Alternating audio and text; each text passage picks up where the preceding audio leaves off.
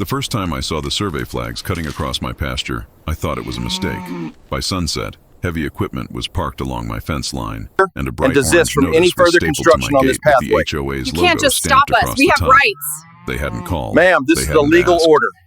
They had simply Excuse me. decided that a public bike This is path private would run property. straight through my You land. folks are trespassing. There was just We were one problem. contracted to survey That this open section. green We have the space on their paperwork right blueprint here. wasn't empty. It was active cattle pasture, and 200 pounds of livestock doesn't care about subdivision plans. The HOA thought they were building a shortcut for Sunday cyclists. They had no idea what they were about to unleash. For nearly 15 years, life on that stretch of land had followed a rhythm that felt older than the subdivision creeping up around it. The morning started before sunrise, with frost still clinging to the fence posts and the low, steady sound of cattle shifting in the pasture. The property wasn't a hobby farm or a weekend retreat. It was working land. Fences were repaired by hand. Water troughs were checked twice a day. Every acre had a purpose. When the housing development first went in on the other side of the tree line, it felt distant. A few dozen homes with neat lawns and matching mailboxes didn't seem like a threat to open pasture. The builder had marketed the neighborhood as country living with modern convenience. The presence of grazing cattle beyond the wooden privacy fences had even been framed as a charming feature. Residents posted sunset photos with cows in the background like it was part of the aesthetic. The HOA came later, once the last phase of homes sold. At first, it was quiet. Most of the rules focused on lawn height, exterior paint colors, and approved fence styles. None of that crossed the fence line. The pasture had existed long before the subdivision plat was drawn. Property lines were clear, surveys were filed, taxes were paid. There had never been a question about ownership, but as the neighborhood filled up, the tone shifted.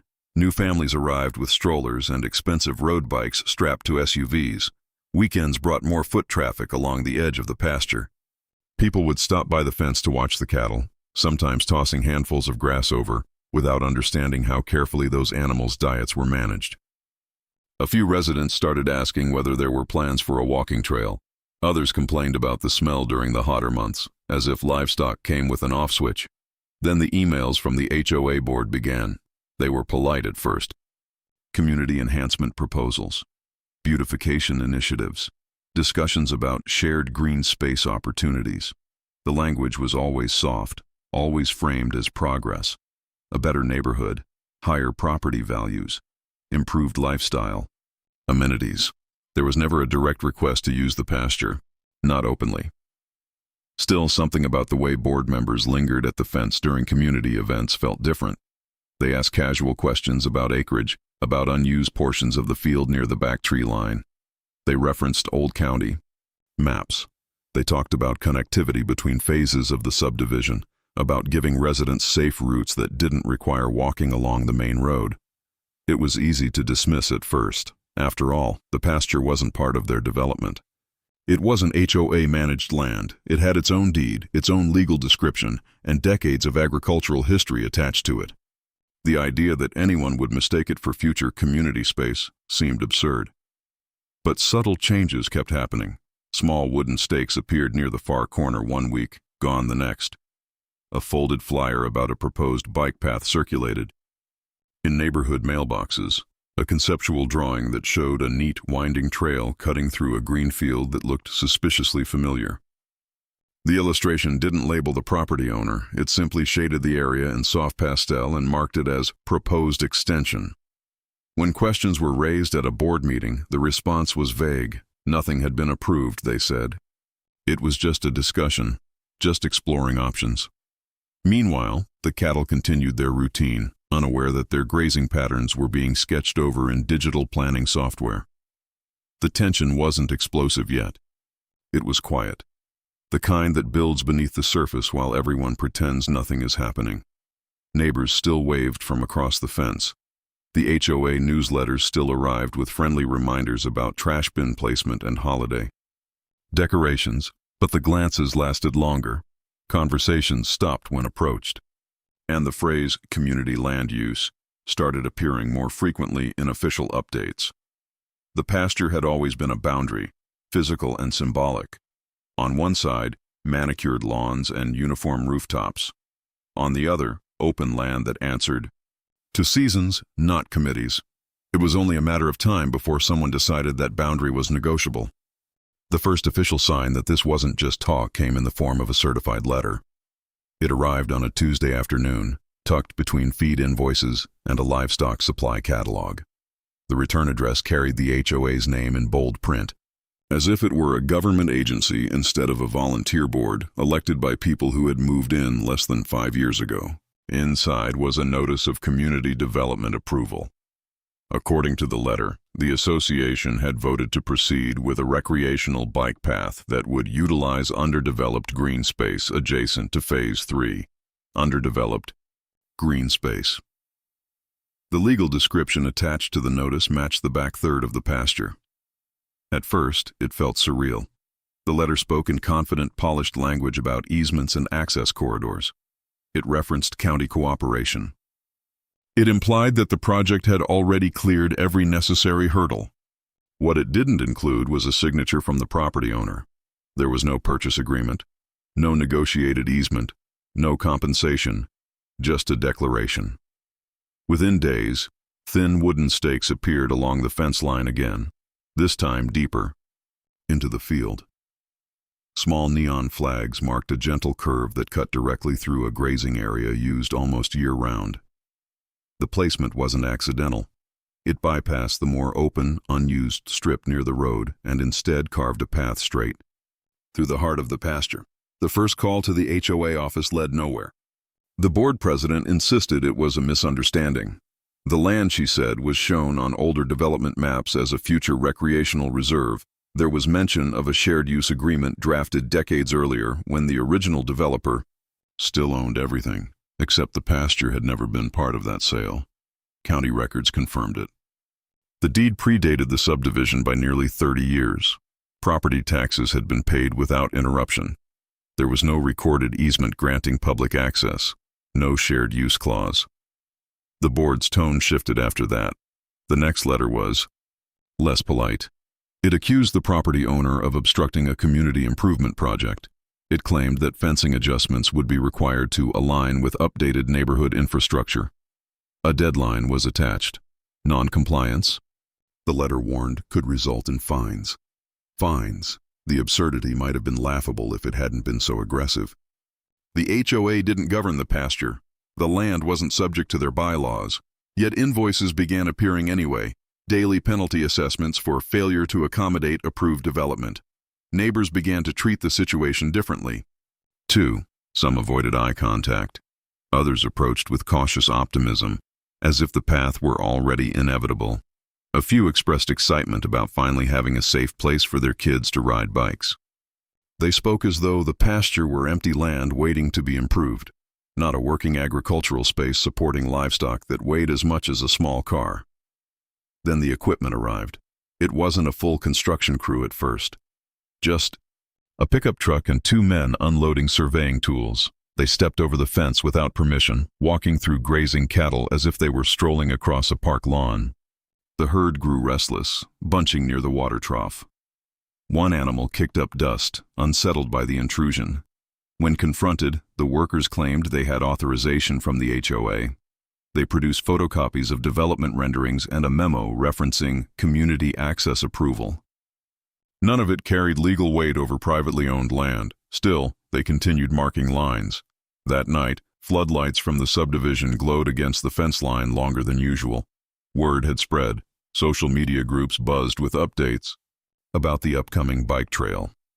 A glossy digital mock-up circulated, showing smiling families cycling through a grassy corridor dotted with cartoon cows placed safely in the distance.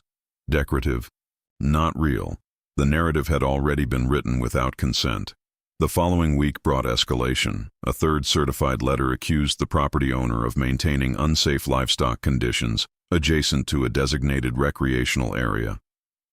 It cited potential liability concerns.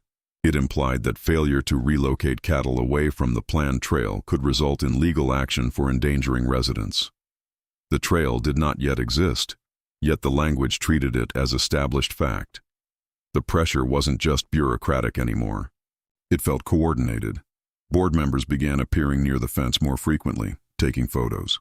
One evening, a drone hovered low over the pasture, capturing aerial footage. When asked about it, the HOA claimed it was documenting progress. Progress. Toward what? Then came the county notice. Unlike the HOA's letters, this one carried real authority. It informed the property owner that an application for a public access easement had been filed concerning the rear section of the pasture. The applicant wasn't an individual. It was the homeowners association itself. They were attempting to formalize what they had already begun acting upon. The hearing date was set 3 weeks out. Those 3 weeks felt like a countdown. Construction. Materials appeared at the subdivision entrance. Stacks of gravel, pallets of treated lumber. Residents spoke openly about groundbreaking dates. Children rode bikes along the fence, imagining where the trail would run. The HOA newsletter featured a full-page announcement celebrating Phase 1 of the Greenway Initiative. Not once did it mention that the land was privately owned. The fines continued to accumulate on paper. Daily penalties for obstruction, administrative fees for non-response, legal preparation costs. The total climbed into the thousands, even though the HOA had no jurisdiction to enforce them, but the strategy was clear. Pressure, intimidation, outlast the resistance. One afternoon, the fence along the back corner was cut. It wasn't a clean removal. Just a section snipped low enough to create a gap wide enough for equipment to pass through. Tire tracks carved into the soil the next morning, leaving deep ruts that disrupted grazing patterns and stressed the herd. One cow limped slightly after, stepping awkwardly in a groove left by heavy machinery. The HOA denied responsibility. They suggested vandalism. They reminded the property owner that cooperation would prevent further misunderstandings. That was the moment the tone shifted internally. This wasn't about a walking path anymore. It wasn't about community amenities. It was about a boundary being tested and erased. The county hearing loomed closer.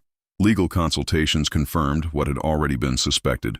Without a recorded easement or voluntary sale, the HOA had no right to build on the pasture. But the process to formally block the attempt would require documentation, appearances, and potentially court action if they persisted.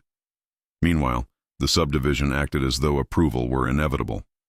2 days before the hearing, heavy equipment rolled in again, this time a small bulldozer and a skid steer.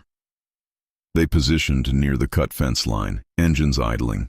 Workers unloaded rebar stakes and began measuring distances between flags. When approached, they claimed preliminary grading had been authorized. Authorized by whom? The tension in the air felt electric. Cattle clustered near the far side of the pasture, agitated by the unfamiliar noise. Dust rose as the bulldozer blade scraped shallow lines into the earth. Test passes, not full excavation, but enough to scar the surface. The image was unmistakable, a bright orange machine carving into land that had been tended for decades. Phone calls to the county office revealed something troubling. The HOA had framed the project as an enhancement to pre-existing access rights. They argued that historical plats suggested shared recreational intent, even if documentation was incomplete. They presented it as a clarification of boundaries, not a seizure. The narrative battle had moved into official channels. As the sun set that evening, the first layer of gravel was dumped in a narrow strip stretching 20 feet into the pasture. It wasn't a finished trail, but it was physical evidence, a statement. Residents gathered along the fence to watch. Some cheered quietly, treating it like the beginning of a park. Photos were posted online with captions about progress and community growth. No one mentioned the limping cow. No one acknowledged the private ownership. By the time the county hearing arrived, part of the pasture already bore the beginnings of a bike path. It wasn't complete, but it existed enough to complicate everything. The HOA's representatives arrived with binders of documents, glossy renderings, and signatures from supportive residents. They spoke about safety, connectivity, property values, and the greater good. The defense rested on something simpler: ownership, agricultural use, and the fact that livestock weighing over 1,000 pounds do not coexist safely with unprotected public trails. The hearing stretched on for hours. Questions were raised about liability, zoning, and historical plats. The HOA's attorney argued that the land had been functionally integrated into the neighborhood's aesthetic for years. They framed resistance as obstructionist and anti-community. Outside, the partially laid gravel sat exposed under the sun, a thin gray scar cutting into green pasture. When the session adjourned, no final decision was announced. The county would review submissions and issue a ruling within 30 days. 30 days. The HOA interpreted the delay as permission to continue. Within a week, more gravel was delivered. The bulldozer returned. The path extended another 50 feet. Wooden posts appeared along its edge, marking where future fencing might separate riders from cattle, fencing that had not been approved, funded, or designed. With livestock safety in mind, the pace quickened deliberately, as if they believed that once the trail was too visible, too advanced, it would be politically impossible to undo. The herd grew increasingly restless. Grazing patterns shifted away from the disturbed soil. Repairs to damaged fencing became a daily task. Each new scrape of machinery felt like a countdown, ticking toward something irreversible. And then came the announcement that changed everything. The HOA scheduled a community preview ride for the upcoming weekend, inviting residents to test the unfinished trail and celebrate progress. They planned to send cyclists through active cattle land before any legal ruling had been issued. They treated the pasture like it was already theirs. They had built the first stretch of path. They had cut the fence. They had ignored every warning about livestock, and now they were inviting dozens of riders to pedal straight into it. What they didn't understand, what none of them had considered, was how quickly control disappears when thousands of pounds of muscle and instinct feel cornered. The preview ride was only days away. The morning of the community preview ride felt staged, almost festive. Colorful balloons were tied to the unfinished wooden posts lining the gravel strip. A folding table stood near the subdivision entrance with bottled water and printed maps of the greenway. The HOA board members wore matching polo shirts embroidered with the neighborhood logo, smiling for photos as if they were unveiling a park they personally funded. Beyond the thin stretch of gravel, the pasture stretched, wide and alive. The cattle had been restless since dawn. The rumble of early deliveries, the unfamiliar crowd forming along the fence line, the bright movement of people gathering where heavy equipment had scarred the soil, it all disrupted their rhythm. They clustered toward the far end at first, watching. The HOA president gave a short speech about progress and unity. She praised the board's perseverance through unexpected resistance. She framed the path as inevitable, a symbol of modernization overcoming outdated land use. Then the first cyclists rolled forward. Helmets gleamed in the sun. Tires crunched confidently over the fresh gravel. Parents encouraged their children to stay centered on the marked route. Phones were raised to capture the milestone moment. The first 100 feet passed smoothly. The second 100 feet carried riders deeper into the pasture, past the gap where the fence had been cut. There was no completed barrier separating trail from livestock, only temporary stakes and optimism. Halfway down the unfinished stretch, something shifted. One of the younger steers broke from the herd, spooked by the sudden movement and the metallic clicking of multiple bike gears shifting at once. Its muscles tensed, head lifting sharply. Another followed, reacting not to aggression but to confusion. The herd moved as a unit, a ripple of instinct spreading through bodies that weighed over 1,000 pounds each. The cyclists slowed. A child wobbled, a rider braked too hard, gravel spraying sideways, and in that fragile moment, the illusion collapsed. The herd surged, not in attack but in alarm. Hooves pounded against disturbed earth. Dust exploded into the air, swallowing the narrow trail in a thick cloud. The temporary stakes snapped like matchsticks under the force of bodies pushing toward open space. One bike toppled, then another. Shouts replaced laughter. The HOA board. Members who had posed confidently minutes earlier scrambled backward, abandoning the folding table. A cyclist stumbled toward the cut fence line, tripping over uneven gravel dumped hastily days before. Another rider dropped their bike entirely, hands raised instinctively as a steer thundered past, missing them by feet but close enough to feel the ground shake. It lasted less than 30 seconds, but in that half-minute, every flaw in the HOA's plan became undeniable. When the dust settled, no one was trampled. but several riders were shaken, scraped, and furious. A child was escorted away in tears. 2 bicycles lay twisted along the path. The cattle regrouped at the far edge of the pasture, agitated but intact. Silence hung over the scene, and then the sheriff's vehicle rolled up. The call had been made the moment construction equipment first crossed the property line days earlier. Documentation had been filed. Notices of trespass had been formally delivered. The county had been alerted to unauthorized development pending their ruling. This time, enforcement arrived in person. An official cease and desist order was read aloud.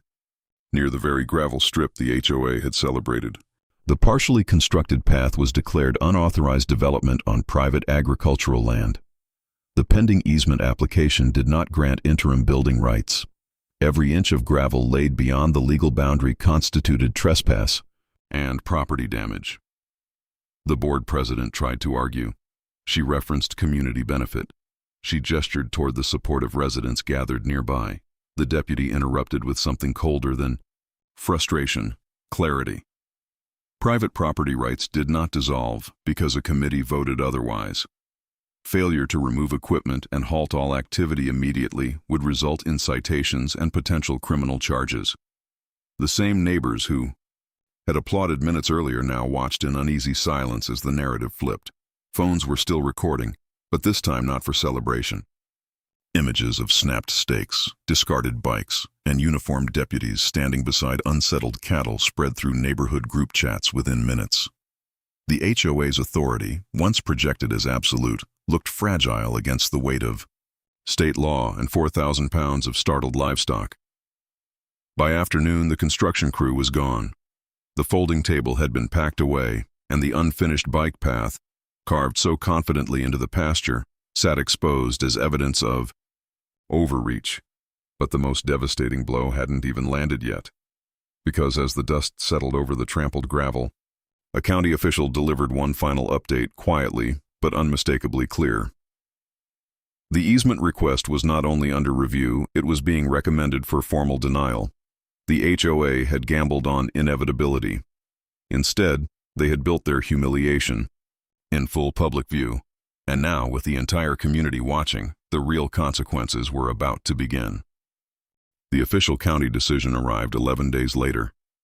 It came not as a dramatic courtroom announcement, but as a sealed administrative letter delivered to the property owner's mailbox beneath the same early morning frost that had once marked the beginning of the cattle routine.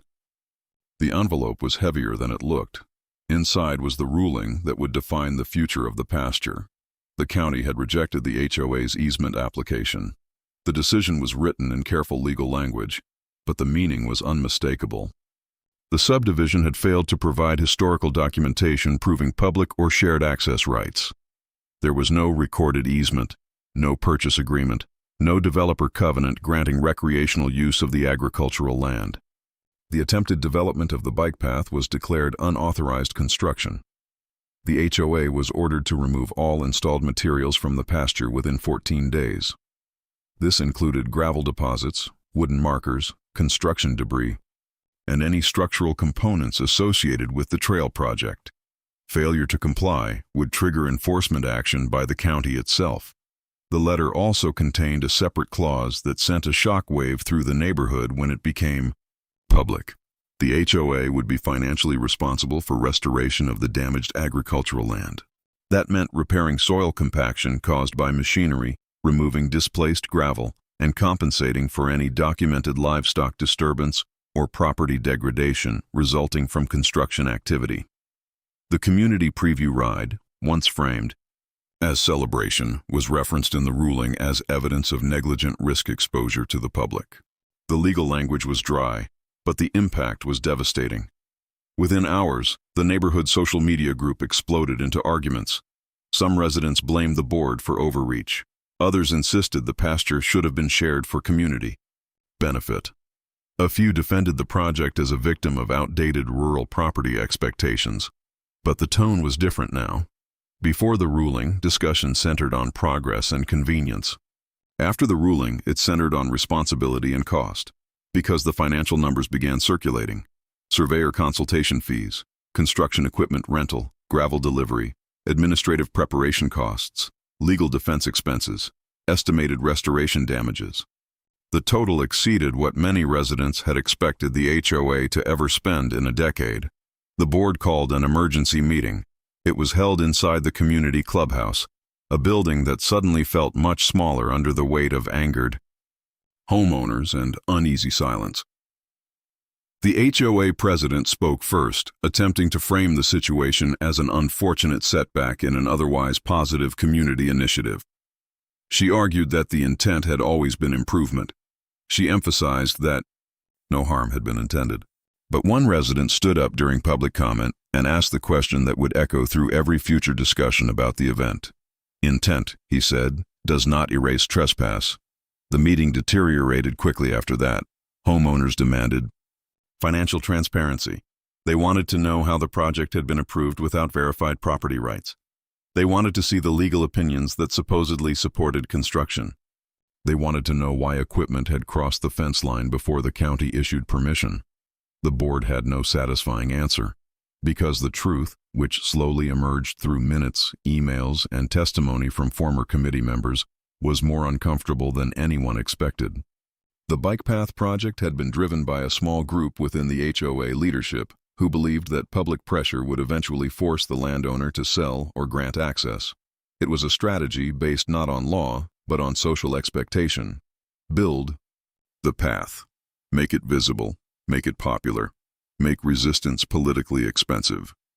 They had misjudged the difference between community sentiment and property rights.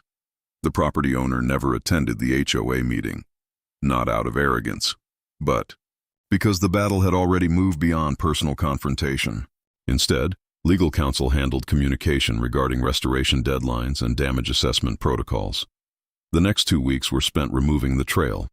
Construction crews hired by the HOA worked under county supervision to extract gravel, repair disturbed soil, and reinstall sections of fencing that had been cut earlier. The work was slow and expensive. Every truckload of gravel removed was documented. Every section of land was evaluated for livestock safety before being released back to agricultural use. The cattle watched the process from the distance they had learned to keep whenever machinery entered the pasture. The herd gradually returned to its normal grazing patterns once the noise and movement disappeared. It was not a triumphant moment. There were no speeches, no public celebration, no dramatic confrontation between homeowner and HOA leadership. Instead, the resolution unfolded in a quieter, more permanent way, through paperwork, financial accountability, and the simple restoration of boundary lines that had existed long before the subdivision was built. By the end of the month, the only visible trace of the failed project was a slightly darker strip of soil where gravel had once compressed the earth. Grass would eventually grow there again. But the neighborhood had changed. The HOA president resigned 3 months later. Officially, the resignation was attributed to personal reasons. Unofficially, internal correspondence that later circulated suggested the decision was influenced by member distrust and the financial fallout from the project. 2 additional board members declined to run for re-election when their terms ended. New leadership was elected the following spring. The association implemented stricter governance policies requiring verified property rights documentation before approving any construction projects near boundary zones. Residents were required to review detailed legal summaries before voting. On future infrastructure proposals, community development discussions continued, but the tone shifted from entitlement to negotiation. The pasture remained exactly what it had always been: working agricultural land. The fence line was reinforced. Warning signage regarding livestock safety was installed at legally appropriate access points, not as a threat, but as acknowledgement that the space served a purpose different from suburban recreation. Interestingly, some residents began visiting the fence voluntarily, not to protest, not to push for another trail, but to watch the cattle move across open grass at sunset. A few parents brought their children to teach them how livestock lived, grazed, and reacted to sudden movement. The pasture slowly transformed from a contested space into a quiet landmark, not because it was developed, but because it represented something the community had learned the hard way. The property boundaries are not obstacles to progress. They are the foundation upon which honest cooperation must be built. The financial settlement required the HOA to repay documented restoration and legal costs over a multi-year schedule funded by association dues. Homeowners complained about the increase at first, but the discussion in community forums was different now. Instead of asking why the pasture was not shared, people asked why the board had attempted construction without verified rights. Instead of debating convenience, they debated accountability. The story spread beyond the subdivision. Nearby neighborhoods used it as a cautionary example during their own development discussions. Legal workshops referenced the case when explaining how social pressure and assumed community ownership can sometimes push organizations into dangerous overreach. But perhaps the most unexpected outcome happened several months later, on a quiet autumn evening. The property owner was walking the perimeter fence checking livestock water lines when a group of neighborhood children approached from the subdivision side. They stood respectfully outside the fence. One of them asked a simple question. Could they watch the cows for a while? Permission was granted, not because the land was public, not because the HOA had negotiated access, but because the difference between community and ownership is not defined by trails or gravel paths. It is defined by respect. The children sat in the grass near the fence and watched the herd move slowly across the field as the sun dropped low, enough to turn the pasture gold. No bikes crossed the land. No construction equipment disturbed the soil. No committee voted to redefine what had already been decided by history, law, and patience. And somewhere behind the quiet evening wind, there was a lesson the neighborhood would never forget. Sometimes the most powerful victory is not the moment when you defeat your opponent publicly. Sometimes it is when the other side is forced to rebuild what they should never have tried to take in the first place. The HOA built a bike path across a pasture they thought was empty, but they discovered something far more expensive than gravel and machinery. They learned that not every open field is waiting to be improved. Some fields are simply waiting to be respected. And the question that still circulates in community comment sections today is this: how many conflicts like this begin because someone decided that land they did not own was just space waiting to be used?